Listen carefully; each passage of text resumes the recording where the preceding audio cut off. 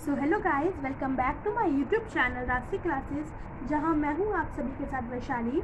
और आज मैं एक डिफरेंट सब्जेक्ट के साथ आई हूं जो कि है एसएसटी। एक ऐसा सब्जेक्ट जो पूरे साल बच्चों को रुलाता है। इवन इसने मुझे भी रुलाया था।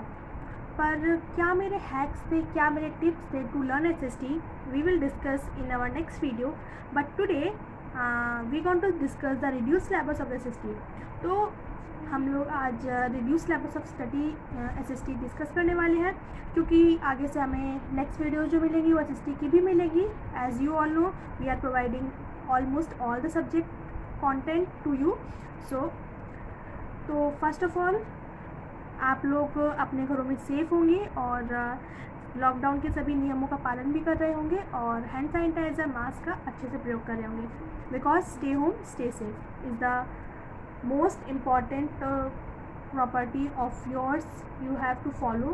ओके, तो आइए शुरू करते हैं अपनी वीडियो को बिना किसी देरी के साथ। तो गाइस, जैसा कि हम सब जानते हैं, 10th में हमारे पास एसएसटी के 4 पार्ट्स रहते हैं। बिफोर 10th और 9th we have only 3 parts, that is history, geography and civics. But 10th में आते आते सिलेबस तो बढ़ता ही है, साथ में सब्जेक्ट के पार्ट भी बढ़ जाते हैं। तो आज हम लोग इसका ब्रीफ तो नहीं कह सकते, पर एक शॉर्ट इंट्रोडक्शन लेंगे कि किस चैप्टर में हमें कितना पढ़ना है और क्या पढ़ना है। ओके, तो first of all we discuss about the history. तो हिस्ट्री का जो फर्स्ट चैप्टर है वो है the rise of nationalism in the Europe. आज हम लोग सभी के फर्स्ट चैप्टर्स का डिस्कशन करेंगे। ओके, फिर देन नेक्स्ट वीडियो में हम लोग फर्स्ट चैप्टर पढ़ेंगे, फिर सेकेंड चैप्टर का की पॉइंट डिस्कस करेंगे, फिर सेकेंड चैप्टर पढ़ेंगे। ऐसे हम लोग पढ़ेंगे जिससे हम लोग को मज़ा आए कि एक चैप्टर पढ़ने से पहले हम लोग क्या रिव्यू उनका, मतलब क्या उनके की पॉइंट्स होंगे वो हम जान लें। तो इससे थोड़ा एक अच्छा इंटरेस्ट बढ़ता है। और मैं बीच बीच में आपको हैक्स बताती रहूँगी कि क्या मैंने अप्लाई किया था जिससे मुझे एसएसटी लर्न हो रही थी। And let's start our topic today.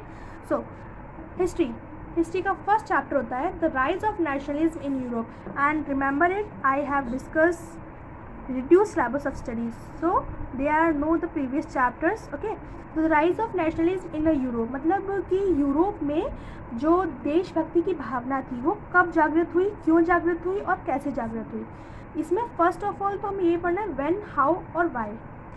ये कोई हेडिंग नहीं है कि व्हेन, हाउ और व्हाई, लेकिन हमें मोस्टली जो पढ़ना होता है वो थ्योरी में यही पढ़ना होता है कि व्हेन, हाउ और व्हाई। ओके, तो इसका जो फर्स्ट की पॉइंट है वो है ग्रोथ ऑफ नेशनलिज्म, कि जो नेशनलिज्म हुआ था यूरोप में वो क्यों हुआ था और उसको जो बढ़ाया गया था वो कैसे बढ़ाया गया, क्या उसके की पॉइंट्स थे कि कैसे वो बढ़ा।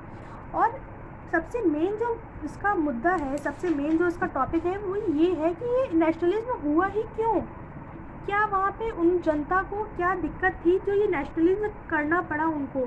नेशनलिज्म कब होता है, देखिए, जब हमारे फॉर सपोज़ हमारे यहाँ कोई ऐसा काम हो रहा है जो हमारी जनता के अपोज में है। हमारे यहाँ बहुत से ऐसे काम हुए हैं, लेकिन मैं नाम नहीं ले सकती, सॉरी फॉर दैट। हमारे यहाँ बहुत से ऐसे काम हुए हैं। तो हमारे यहाँ पे जैसे धरना प्रदर्शन हुआ है या बहुत सारे कोई प्रदर्शन किए गए हैं, तो वो क्या थी, वो नेशनलिज्म थे। ठीक, तो वो देशभक्ति की भावना, देशभक्ति मतलब देश विरोध की, वो हमारे देश के लिए सही नहीं है। तो वो देश को सुधारने के लिए जो भावना उत्पन्न हुई थी यूरोप में, वो क्यों हुई थी, कैसे हुई थी और उसका ग्रोथ किसके द्वारा हुआ था, ये हमें पढ़ना है। ठीक, इस चैप्टर में। देन सेकेंड की पॉइंट है हमारा गिसिपी। गिसिपी कौन थे, गिसिपी जो थे वो इस जो नेशनलिज्म की भावना उत्पन्न हुई थी यूरोप में, उसके जो मेन लीडर थे वो गिसिपी थे। ठीक, इनके अलग अलग एसेंट हैं, तो आप अलग एसेंट भी यूज़ कर सकते हैं। ठीक, तो फिर हम पढ़ते हैं journal character of the movements. देखिए, हर मूवमेंट का अपना एक अस्तित्व होता है, अपना एक कह सकते हैं कि उसको, मतलब अपना एक उसका कैरेक्टर होता है। You can not compare any movement with another one. ठीक, हम ये नहीं कह सकते कि हर मूवमेंट के कुछ सिमिलर कैरेक्टर होते हैं। क्यों, क्योंकि हर कैरेक्टर जो होता है मूवमेंट का वो डिपेंड करता है कि वो टॉपिक क्या है। अब यूरोप में जो हुआ नेशनलिज्म, उसका टॉपिक क्या था हमें नहीं पता, क्योंकि अभी हमने चैप्टर नहीं पढ़ा। तो नेशनलिज्म जो वहाँ पे हुआ था उसका टॉपिक कुछ अलग हो सकता है जो चाइना में हो रहा होगा या जो जापान में हो रहा होगा, जो इंडिया में हो रहा होगा या जो अमेरिका में हो रहा होगा, उनका सबका टॉपिक अलग अलग हो। तो we can not compare any one with another. ठीक है, तो यहाँ पे उसके कुछ जर्नल कैरेक्टरिस्टिक थे जो हमें पढ़ने हैं चैप्टर में। Okay, now next move on to our geography. Geography में हमें क्या पढ़ना है? फर्स्ट चैप्टर है हमारा resource and the development. Resource and development क्या है? रिसोर्सेज वो चीज़ होती हैं जो किसी भी इंसान को, but you can say that human beings को उनके आगे बढ़ने के लिए उनके हेल्प करें। For suppose this pen, this paper, this phone and we are self, हम लोग खुद भी एक रिसोर्स ही हैं, क्योंकि हम लोग खुद एक दूसरे की हेल्प करते हैं। ठीक है, फॉर सपोज स्टूडेंट के लिए टीचर रिसोर्स है, क्योंकि वो टीचर से एजुकेशन लेता है और आगे बढ़ता है। For suppose money is a resource for us, क्योंकि मनी के बिना ऑलमोस्ट कुछ भी नहीं है। ओके, तो रिसोर्स हमें पढ़ना है। ओके, देन सेकेंड टॉपिक है डेवलपमेंट। अब रिसोर्स तो है, हमें ये भी पता है कि वो हमारे काम आएगा, लेकिन उस रिसोर्स से डेवलपमेंट किया तो किया कैसे जाए, हाउ, तो ये भी हमें इस चैप्टर में पढ़ने को मिलेगा। ठीक, तो रिसोर्स पढ़ना है, उनके टाइप्स पढ़ने हैं, और हाउ टू डिस्ट्रीब्यूट रिसोर्स। मतलब रिसोर्सेज को ऐसे कैसे बांटा जाए पूरे कह सकते हो पूरे वर्ल्ड में, या अगर आप छोटा एग्जांपल ले रहे हो तो कह सकते हो कि आपके घर में एक चॉकलेट आई थी, दैट इज़ पर्क, क्योंकि पर्क में 2 पार्ट होते हैं, और आप 4 भाई बहन हो। ठीक, अब मम्मी ने क्या किया कि एक चॉकलेट आई, अब उसमें 2 सब पार्ट होते हैं। अब उन 2 सब पार्ट को हमें ऐसे डिवाइड करना है कि चारों लोगों को, ये जैसे मान लीजिए 2 भाई हैं और 2 बहन हैं। ठीक, अब इन चारों को मिल जाए। ठीक, अब एक चॉकलेट थी, उनके 2 सब पार्ट थे और 4 लोग थे, तो उन्होंने क्या किया कि 2 जो सब पार्ट थे उसके भी आधा आधा कर दिया, तो इससे क्या हुआ कि चारों को समान मिला, चारों को इक्वल मिला। तो वही यहाँ पे बताया गया है कि रिसोर्स को हम ऐसे कैसे डिस्ट्रीब्यूट करें कि जो रिच मैन है वो भी उसका यूज़ कर सके, और जो पुअर मैन्स हैं या पुअर ह्यूमन बींग्स हैं वो भी उसका यूज़ कर सकें, उसे यूटिलाइज़ कर सकें। तो यही हमें इस चैप्टर में पढ़ना है कि how to distribute resource, what are types of resource, what are resources, and how could be developed with the resource, with the help of the resource. ठीक, now move on to civics. Civics क्या है?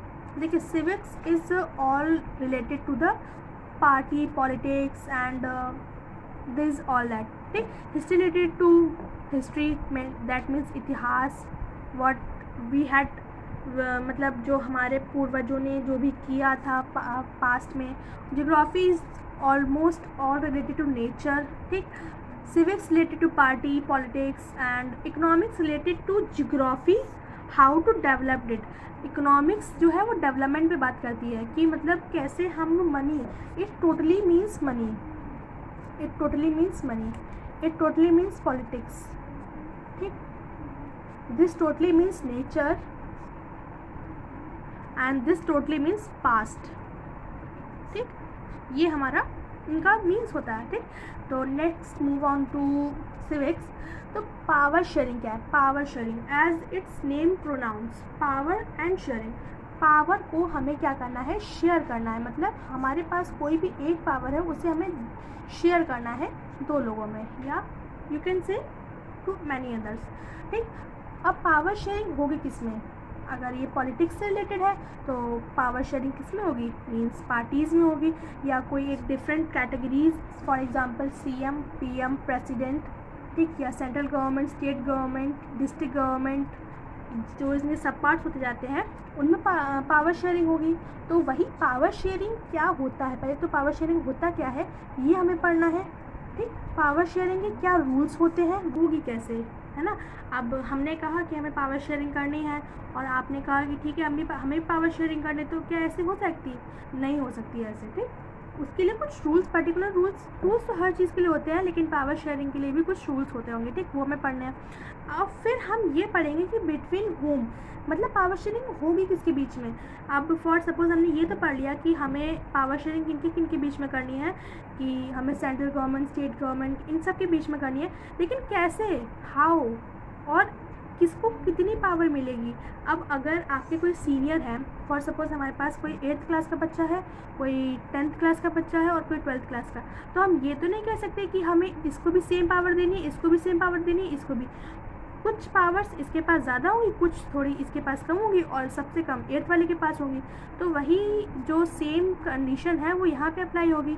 हमारे पास एक एक district government है, एक state government है, एक सेंट्रल गवर्नमेंट है। तो सेंट्रल के पास थोड़ी ज़्यादा होंगी, स्टेट के पास थोड़ी सी कम होंगी और डिस्ट्रिक्ट के पास इन दोनों के कंपैरिजन में थोड़ी कम होंगी। ठीक, तो ये हमें पढ़ना है।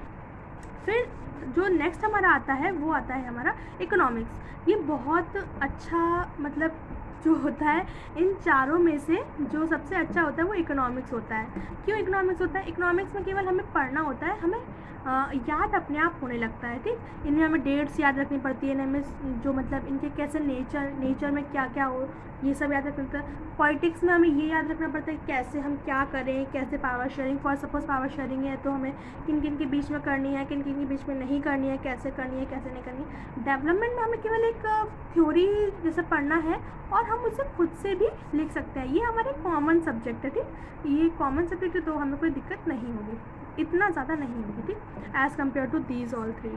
ठीक, तो इकोनॉमिक्स में हमें क्या पढ़ना है? फर्स्ट चैप्टर डेवलपमेंट पढ़ना है। डेवलपमेंट में हमें क्या पढ़ना है? डेवलपमेंट किसका? डेवलपमेंट होगा कंट्री का। कंट्री का डेवलपमेंट होगा किससे? मनी से।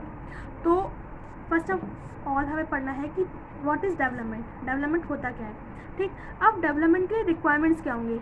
मनी तो एक रिक्वायरमेंट है ही है, लेकिन अगर मान लीजिए आपकी क्लास में मॉनिटर ना हो या टीचर ना हो, ठीक, तो उनके बिना क्लास का जो एक मैनेजमेंट है वो कम सही होगा, मतलब अच्छा नहीं होगा। ठीक, बच्चे अगर शोर कर रहे हैं, स्टूडेंट्स शोर कर रहे हैं तो उनको शांत कराने के लिए ना तो टीचर है ना मॉनिटर है, तो वो मतलब वो क्लास जो है वो मैनेज नहीं हो पाएगी। तो हमारे पास अगर मनी है भी तो भी अगर हमारे पास उसको रेगुलेट करने के लिए कोई हेड नहीं है तो हम क्या उसको रेगुलेट कर पाएंगे पूरे इंडिया में? इंडिया कोई छोटा सा तो है नहीं, या कोई भी कंट्री छोटी तो है नहीं जो हमने बस कहा कि हाँ हमें मनी से हमें डेवलपमेंट करना है तो हमने कर दिया डेवलपमेंट। नहीं, तो हमें उसको करने के लिए एक हेड चाहिए होता है। ठीक, तो रिक्वायरमेंट्स में हेड भी आ जाता है। ठीक, अब हेड भी आ गया हमारे पास, मनी भी आ गई, अब उसको प्रोसीड कैसे किया जाए तो उसके कुछ प्रोसीजर होंगे, तो वो प्रोसीजर भी हम इकोनॉमिक्स में डेवलपमेंट चैप्टर में पढ़ेंगे। तो I hope you get all the information about these all 4 chapters in their respective सब पार्ट्स। तो अब आपको बिल्कुल भी डरने की ज़रूरत नहीं है, स्पेशली फॉर SST, क्योंकि SST होती है बेकार, लेकिन जैसे कि अब मैं बता रही हूँ, अब मैं सीनियर हो गई हूँ तो अब मुझे लगता है कि हाँ SST इतनी बुरी भी नहीं थी। अभी आप लोग 10th या 9th में हैं तो आपको लगता होगा कि SST कितनी बेकार है, क्यों है ये SST, पर इतनी भी बेकार नहीं है। और आपके टीचर्स आपको सपोर्ट करें, आप खुद भी मेहनत करें तो SST is a good point. और नेक्स्ट वीडियो में I hope that I will discuss about the tips and the hacks that is used to learn SST and remember SST very well, जिससे आप सभी ये समझ सकते हैं कि कैसे आप SST में अच्छे मार्क्स गेन करें। Okay, so I ended this video here and hope you like this video and subscribe the channel as well as, and don't forget to give me an advice or an comment and any comment that you want to give us, please give in the comment section and tell us how our content going, मतलब आपको हमारा content कैसा लग रहा है, हमारे content में कोई कमी है या हमारे एक्सप्लेनेशन में आपको कुछ कमी लग रही है, तो प्लीज़ कमेंट सेक्शन में कमेंट करके हमें ज़रूर बताइए। और वीडियो को लाइक शेयर और सब्सक्राइब करना बिल्कुल मत भूलिएगा। चलिए मिलते हैं नेक्स्ट वीडियो में। Okay, bye bye.